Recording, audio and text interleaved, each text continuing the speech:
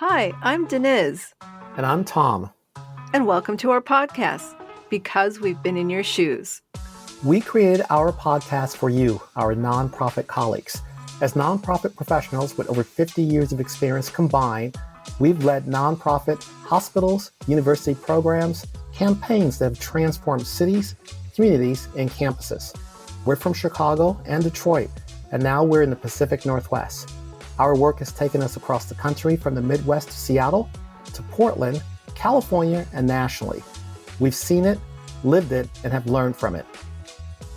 We've all been through a lot as nonprofit professionals, and we hear you, we see you, and we understand.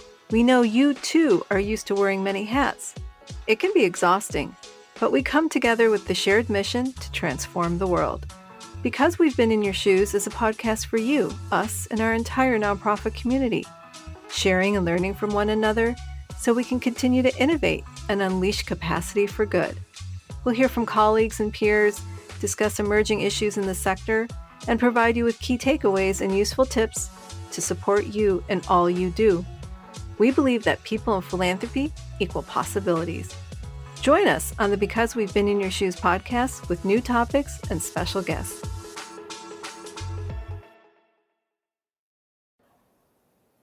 Hi, Tom. How are you? I am doing well, Dennis. How are you? Pretty good. I'm really excited about our special guest today. Agreed.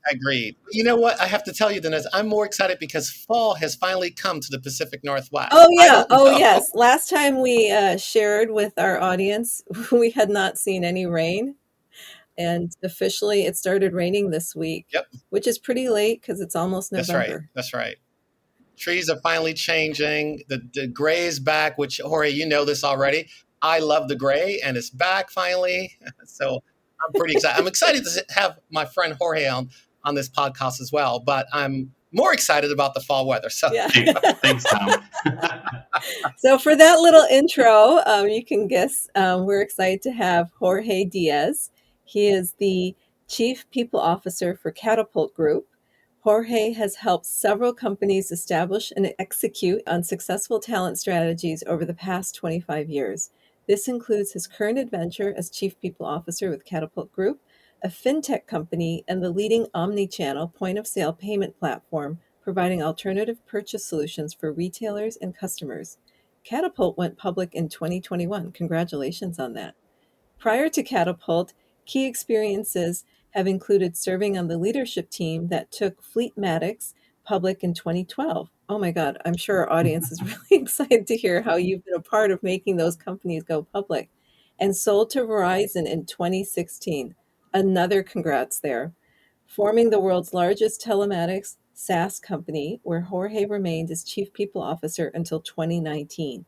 He then moved to Coyote Logistics as their Chief People Officer, and he also operated as a management consultant and certified executive coach for fast growth companies. Jorge holds an MBA from DePaul University and a bachelor's degree from Loyola University, Chicago, where he currently serves on Loyola's National Alumni Advisory Board. I know that many of our listeners also serve on boards, so I'm sure you'll have some exciting and great tips. He is also a certified executive coach through the Berkeley Executive Coaching Institute. Jorge and his family reside in the beautiful city, one of my favorite American cities, Chicago. Welcome, Jorge. Thank you, Denise. Tom, thank you. Nice to see you. Yes, we're so glad to have you. And first, audience, Jorge Diaz and I have known each other for years. We met at Loyola University of Chicago. We were in a fraternity together. We served in the student government. We were on orientation, so much. And we both served on our alumni boards at various times and committees and so forth. So I've known Jorge for a long, long time. So with that, Jorge, please tell us a little bit about yourself. Why don't you introduce yourself now and what you do? All right. Thank you, Denise and Tom. Really happy to be here. A little bit about myself. So I'm the son of immigrants. Both my parents are from Colombia. I was born in the U.S. at Loyola University Hospital, which is part of the story. But I grew up in the suburbs of Chicago and ultimately ended up in the city of Chicago, going to school and meeting Tom there at Loyola. And then ultimately, meeting my wife at Loyola as well. We've been married for 26 years. And we have two kids from that marriage, both adults, one 24, one 21.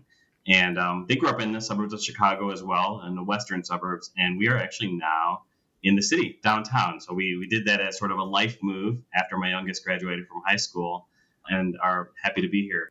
I kind of went through that quickly, so happy to dive in wherever you'd like. Yeah. That's generally the story. I have a big question, Jorge. Chief People Officer. Can you explain what that term is? Yeah, I think it means and looks different depending on the company that you go to or with the organization that you go to.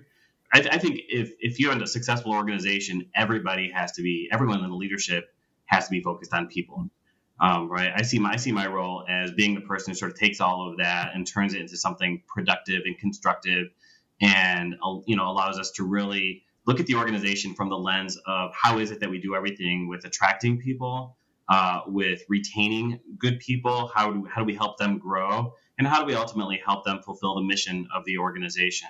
So in a lot of ways, uh, the CFOs might not agree with this, but I compare my role a lot to the CFO, right? The CFO is looking at the organization from the financial lens, everything financial. I'm looking at it from the people lens, everything people. And so since people touch every part of the business, a chief people officer gets to participate in every part of the business from that perspective.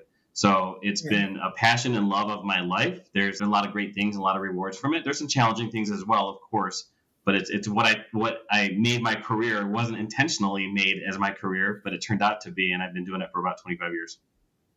Thank you for that. Jorge, I have a question as it relates to the work that you're doing.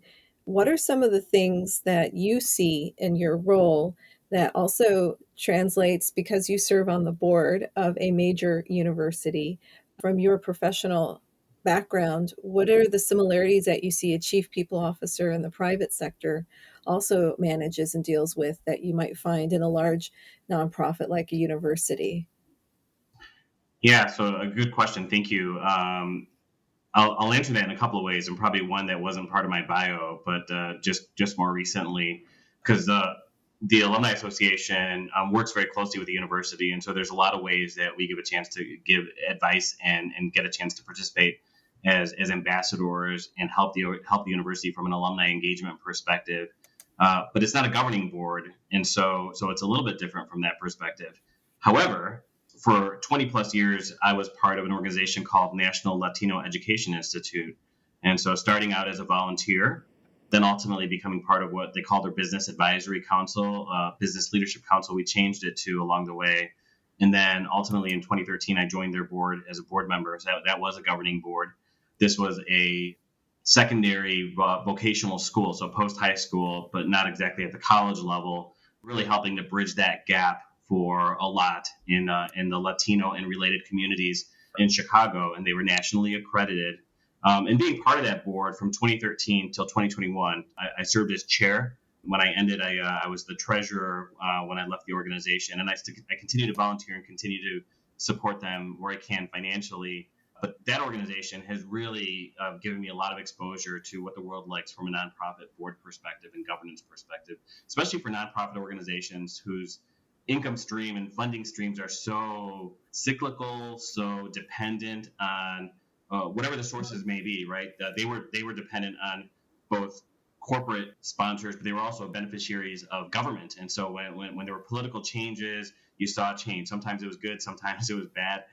When you saw a lot of sort of the waves going on, that affected them as well. And that was hard because having had exposures to corporate boards, the corporate board tends to it's more stable in that you have a more consistent revenue stream for the business that they're ultimately governing.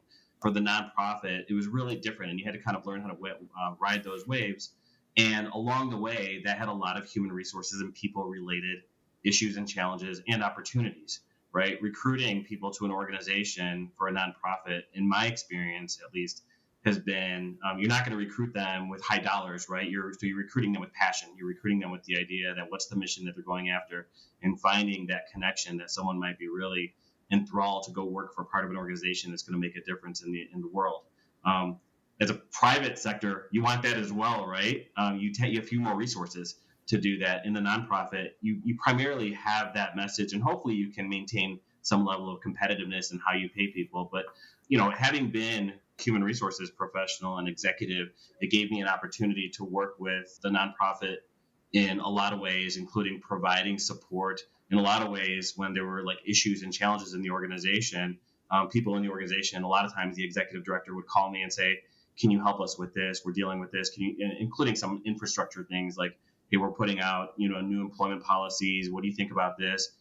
As the pandemic started, they were trying to figure things out. And so along the way, there were always opportunities to provide that guidance and counsel, because a nonprofit organization, I think if you're from the private sector, you sort of don't recognize that they also need revenue.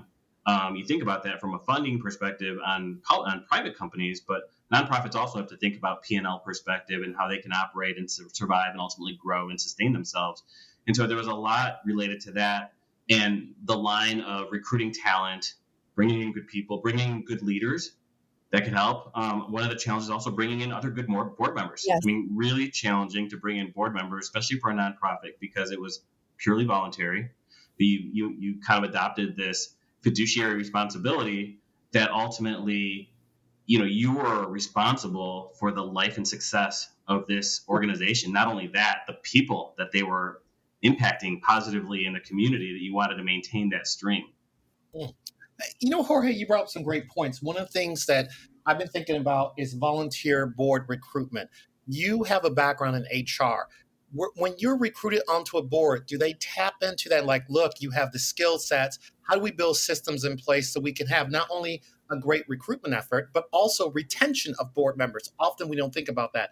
The other thing that I see that's going on among some boards, they start to recruit their friends. I'm against recruiting friends unless there's specific skills we're looking for.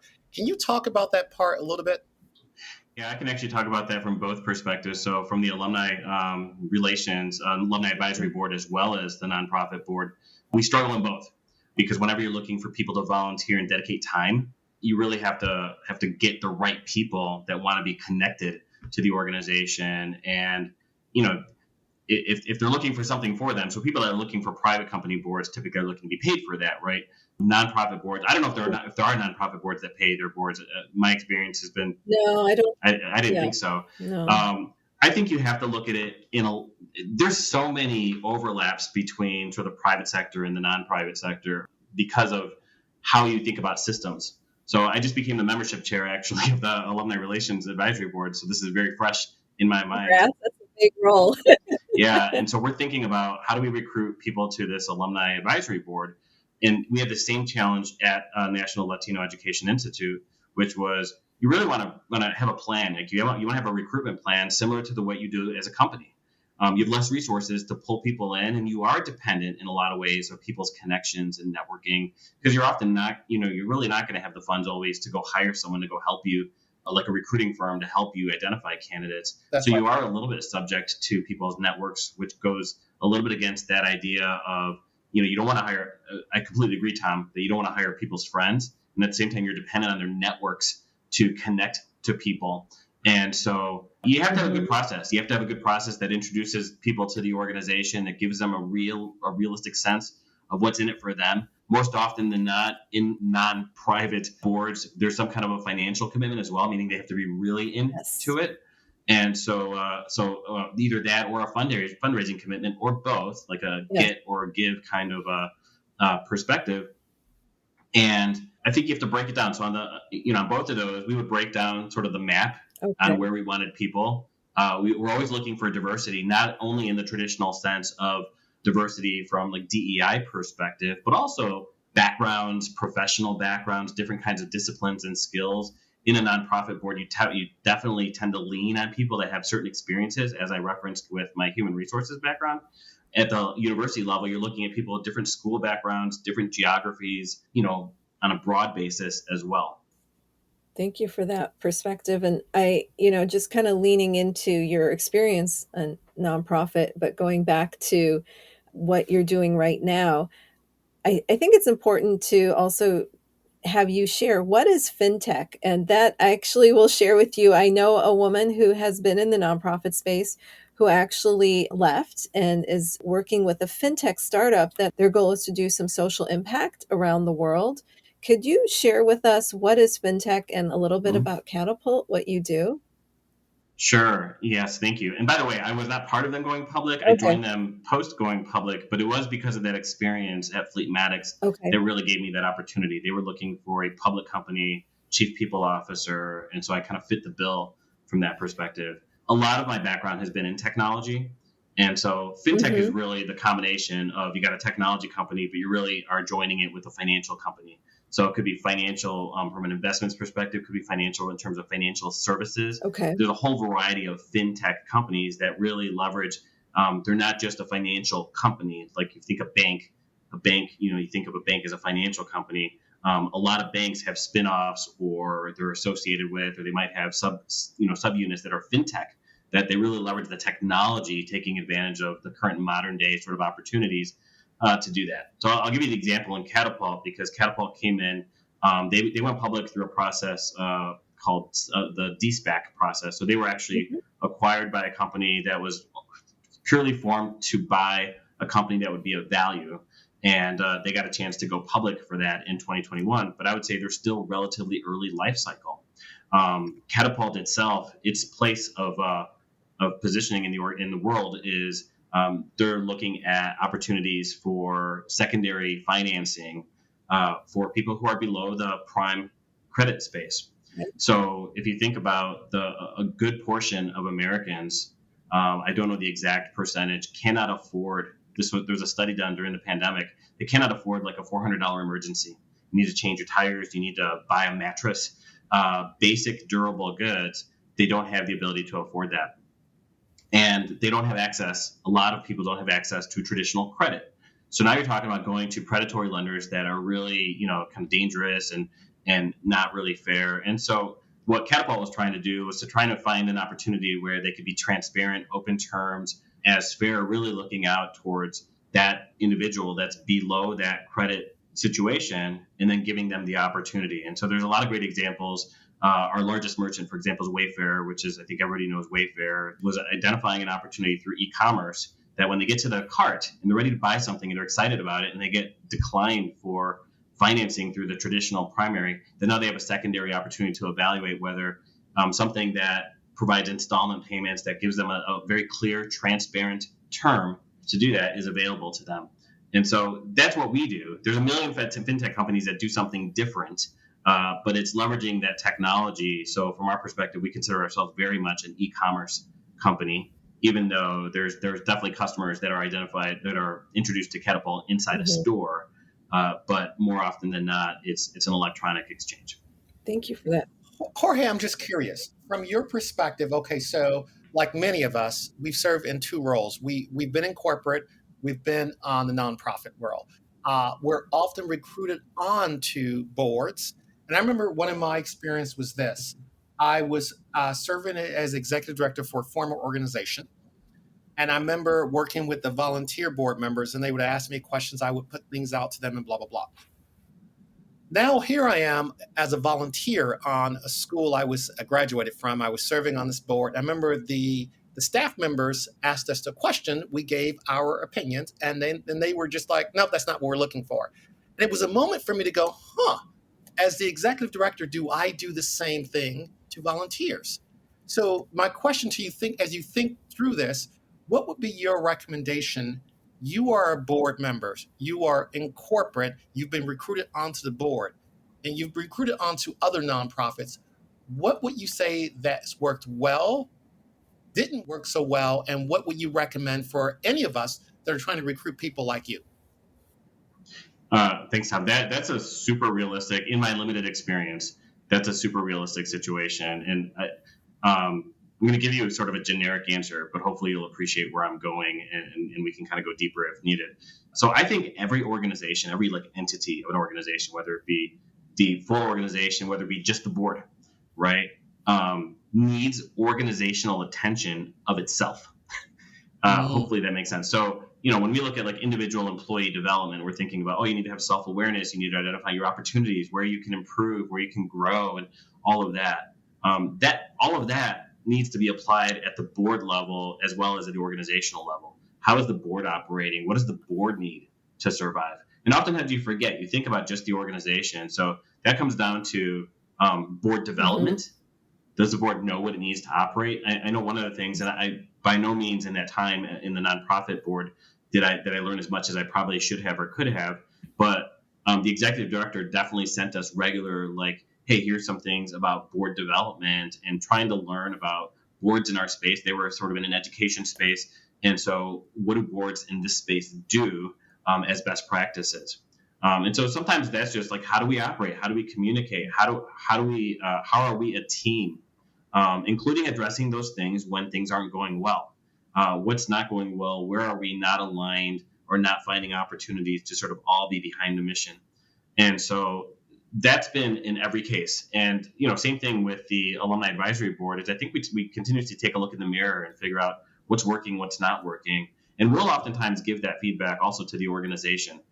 Hey, this is some things that we think aren't working here, and maybe there's a way for us to work together to improve that. When you're a governing board, you have some sort of I'll call it broader authority in giving feedback to the organization. But oftentimes you want that to be a partnership. And so sometimes that was giving feedback to the leadership in the organization saying, hey, here's some things that we think we maybe want to look at and talk about in terms of improvement and identifying a plan to improve. So does that make sense? Absolutely. It does make sense. But along those same lines, I'm going to pick on Loyola because that's my undergraduate school, that's your undergraduate school, and I've served on the board, you've served on the board. When you were recruited, let's use Loyola as an example. When you were recruited onto Loyola, did you do it because, well, it's Loyola, that's my school, or did you do it because this is the mission I believe in, or was it a little bit of both? And so, so now you've been recruited. I still think about that. Why did you do it? So now you've been recruited, but did you feel that you got the information you needed as to the why I was being recruited, why I'm on this board? Do I understand what my role is going to be? Yeah, that's a good question. I don't know that. And I joined the board after you were on, Tom, so I definitely had some conversations with you, and I appreciated that. I always had a passion for, you definitely have a special place in your heart for your educational institutions, in particular your undergrad, where, it's kind of coming of age stories there in terms of how you grow as a person, as an individual. So there's a passion about what I thought Loyola did as an educational institution, but also how they did it. And so there's something a little bit behind the Jesuit mission of service that I buy into as well. And I don't know that we do a good enough job of really tapping into that, but that tends to be a pretty powerful tool in doing that. I think we miss that in the recruitment process more often than not. We probably tap into the emotional aspect of, hey, this is your institution. You remember the stories from being, going through college. What I realize is, and I realized that actually this past weekend, Loyola had their alumni weekend. There were a lot of people who didn't have an experience like me. They were commuter students. They had a different experience. And so their connection to the university looked very different than mine. And I needed to make sure if we were really going to be diverse, that we were kind of looking at all of those experiences and making sure that we were tapping into those opportunities as to the why for that individual. And if you do that well, you can recruit at any kind of organization because you're tapping into why might this be a good opportunity for you?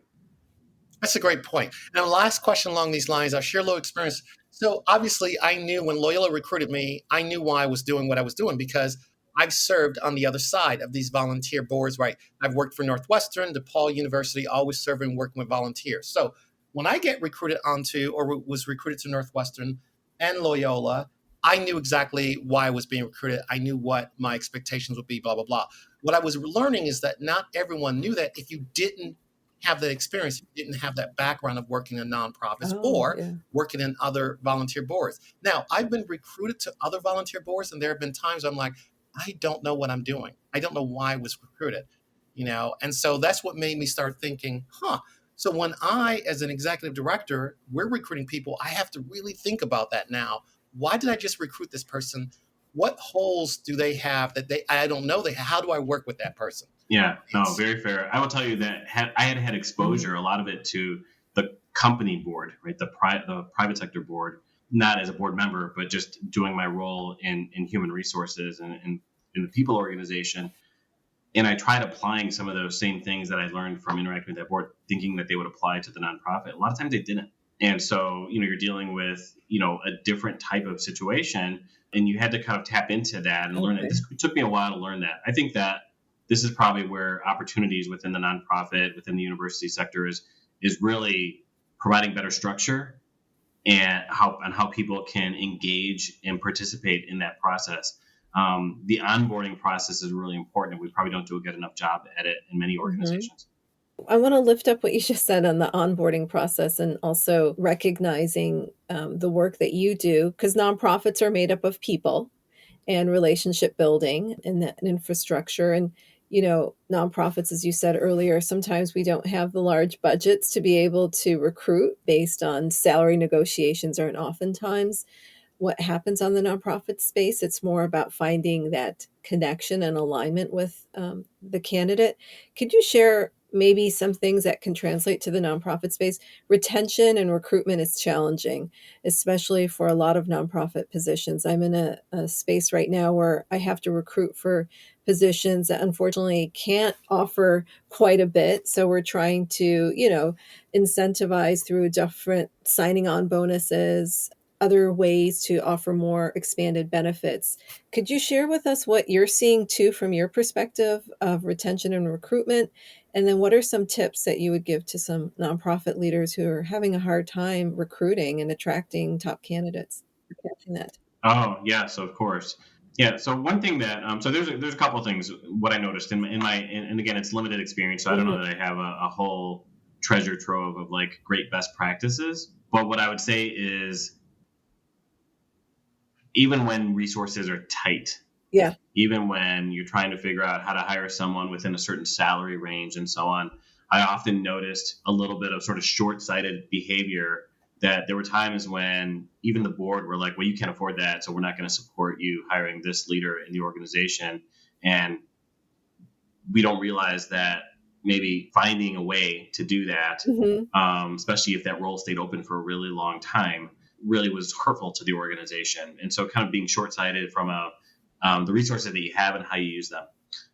The second thing I would say is because nonprofits are operating on a tight budget, they typically don't have broad and expansive human resources organizations. So they might have them for recruitment purposes to hire core roles, but oftentimes it's a little bit of the same story of the shoemaker's children, in that the fable, the shoemaker's children don't have the best shoes, is that you don't care as much for you don't care for as much. Not that you don't care for them, but you don't really spend enough time focusing on their development and their growth. And so this is where I think it just has to be an area of focus. You don't really need to spend a lot of money. I mean, certainly organizations that have the resources go and do that. But organizations that don't have as many resources, but you have connections within your board that might allow you to go after things like staff development, leveraging board member experience and expertise to, hey, can you come talk to our staff about this topic or that topic, or lead a workshop or lead a webinar or just have a discussion, things that are beneficial. And what I would say is every person that works for an organization, be it profit or nonprofit, has a value prop, right? They're in it for a reason. Maybe it's just a paycheck, but more often than not, it's more than that. And so tapping into and adding reasons. Why is this place great for me? I get to work for part of a mission-oriented organization. And also the organization cares about me and cares about my growth and development. I know they don't have a lot of resources, but they leverage the resources that they do have to help me learn, to help me grow. So I'm continuing to grow in my experience. Like if that's what the employees of the nonprofit are saying, then those employees are going to be retained, have a higher probability of retention than not. Very nice.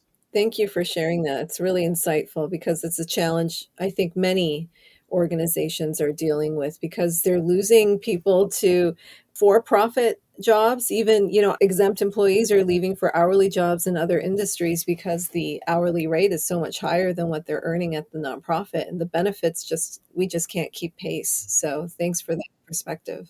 True. Mhm. You bet. Yeah, Jorge, eventually I want to go into your coaching background, but then as you just said something made me start thinking about it. Jorge, you're in the field looking at, as you said, chief people officer. And so there's a lot of things going on in our world right now in terms of people quitting and so forth. But what I've been hearing, often you hear people are saying, now, at first I was taken aback by certain things I was hearing when people say to me, that's not my job. That's not my job. I've just never heard this before, right? What I've learned though, is not so much people are saying that's not my job. What they're saying now is really what they're saying is, I can't take on anything else because other people have left. Now I'm taking on more and I keep taking on more. Can you talk a little bit about that, what you're seeing in the field, since that's part of your background, right? Not only are we seeing that, but people are quitting. I mean, but people are hearing this, but what does that really mean? Sure. When they're quitting and they're quiet quitting, right? Yes. Which Yes. quiet quitting has existed for before it became like started to be being written about lately. But what I would say is, I think that there was a bit of a reckoning during the pandemic, where people started to evaluate their priorities, their life experience, and they started to realize that they had limits in what they did and what they wanted to do and how it worked and so on. And so that's why you saw this thing that they called the Great Resignation, is people really evaluating that. But I think that's translated into a lot of sort of the workforce experience of, you pay me to do something, but there's limits to how much I can and am willing to do. And because I'm not going to do it at the risk of, impacting my family, my time, my personal experience, my whatever it is that people, will identify with and do it in their personal life.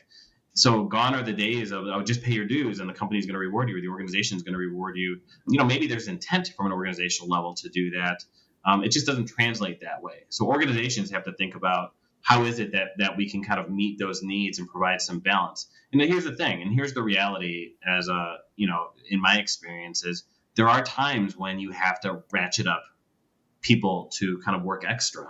And so I think organizations that do it well with the balancing are going to get more buy-in when you have to ask them, because of a unique situation or an emergency, we need you to do more right now, because the majority of time they're finding that balance and they're more bought into saying, yes, I can do more during this time frame, but I can't have it be all the time. And I think that that's what organizations wanted in a lot of cases, was they wanted people to be operating on high octane all the time, and it paid a price. And people realized the price that it paid probably during the pandemic, when they got a chance to reevaluate life from a different lens. And in a lot of ways, there's going to be a lot written for years, right, about the impact of the pandemic and mental health and so on. I'm a believer, and maybe this is my optimistic side, that resilience, sort of in the spirit of what doesn't kill you makes you stronger, that resilience will be an outcome from the pandemic in the long run. That people kind of learning how to operate, organizations learning how to do better while providing people with balance. Because even in organizations where everyone operated on like this super high, and they would boast, oh, I do 60 hours, 80 hours a week, and so on. There's organizations that have that culturally, that you realize that there's a lot of poor time management in those organizations, and there's a lot of life price being paid by individuals that operate in that. And I think over time, people will learn how to do it better. Organizations will learn how to do it better, because you have to. The labor economy certainly requires it if you're going to hire and keep people for a longer term. Otherwise, they're not going to stay. Like, if you don't have a good option for them to come in and work and provide value and do it in a balanced way, they're going to find something else where they could probably get as good as pay, and maybe not have to put in so much. Well said. This is such a great conversation, but you'll have to tune in to the next episode for the conclusion. Thank you for joining us on this episode of Because We've Been in Your Shoes. Join us next time as we share, advocate, and highlight experiences and ideals from nonprofit colleagues, leaders, and champions. Subscribe to Because We've Been in Your Shoes podcast and be the first to hear our new episodes introducing new topics and guest speakers. Remember, nonprofit friends, you're not alone, because we've been in your shoes.